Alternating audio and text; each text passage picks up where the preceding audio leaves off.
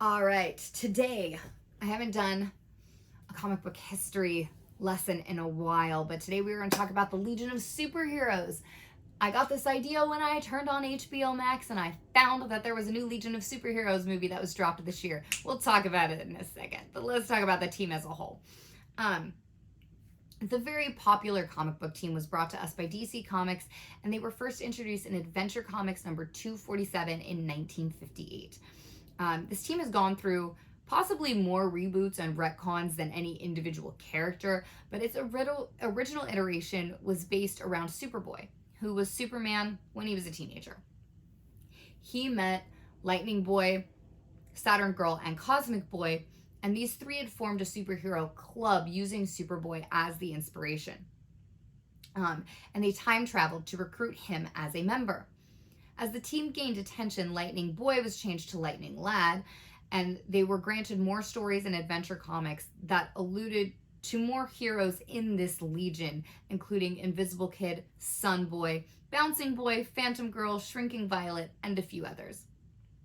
In September of 1962, the Legion of Superheroes was granted their own title, titled Superboy in Tales of the Legion of Superheroes. They would have to share billing space with Superboy for a couple of years, but as the series gained popularity, Superboy was dropped from the title. The first major event for these stories is the death of Lightning Lad, who was killed off in issue number 304 and revived in issue number 312.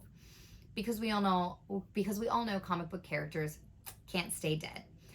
After the team was dropped from Adventure Comics and replaced with Supergirl, Superboy was added back to the title. Superboy starring the Legion of Superheroes became the next evolution of the team.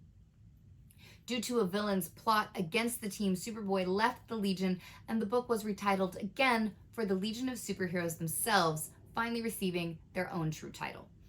The 1970s brought some weird pairings like Bouncing Boy and Dew Damsel, and Saturn Girl and Lightning Lad, which was the downfall of Saturn Girl, really. I've already done a Lady Comic Book History episode on her, but she is one of the comic book characters that got worse as time went on and more misogynistic with each reboot, and it is so angering for me. The 5 years later storyline was when more poor decisions started happening. Superboy was retroactively removed from the team, and there was really no reference to him at all. I'm sure there was a legal reason for this, but narratively, it was garbage. This set off a string of retcons that made absolutely no sense in true DC fashion. A new title in a much lighter tone was launched in parallel with the original title called The Legionnaires.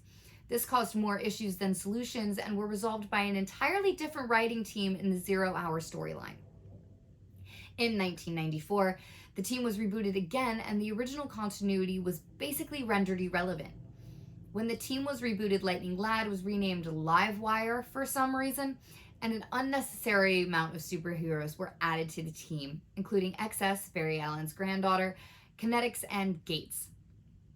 After a Teen Titans crossover, the team was rebooted again, and this new series included Chameleon Boy, Starboy, Colossal Boy, and Phantom Girl, going back to the younger named heroes that the series had previously tried to move away from. With all these reboots, post-Crises on Infinite Earths was clearly another reorganizing time for DC and Legionnaires. The post-Crises version of this team appeared in Superman and the Legion of Superheroes. Now, this really marks the downfall of the full team to me, because to me, the whole point of the Legion of Superheroes was to be wildly different than the Justice League. These were superpowered children who trained and saved the planet, and for the most part were cosmically bound, and bringing Superman into it really overshadows their purpose and their history. Now, New 52 was a shit continuity for everyone. There's not a single redeemable thing to come out of New 52, so we're going to go ahead and skip that. The Legion of Superheroes once again got their own title in 2019, but that only lasted until 2021 before it ended. Now we have this new animated release, Legion of Superheroes, that was released this year. First of all, don't watch it. It is a waste of time. Second of all, Kara's characterization was so terribly wrong, I hated it, And Batman, Superman, and Flash have no business being in this movie at all. They serve no purpose, and for a movie titled For the Legion, they are absolutely unnecessary. That said, Jensen Ackles has the perfect voice for Batman, however irrelevant his character's involvement was. The Legion started off as a really great team, with Saturn Girl being my favorite member. Now they've been rebooted to hell with no recognition of how awesome they used to be. So if you want to read them, I highly recommend starting as far back as possible.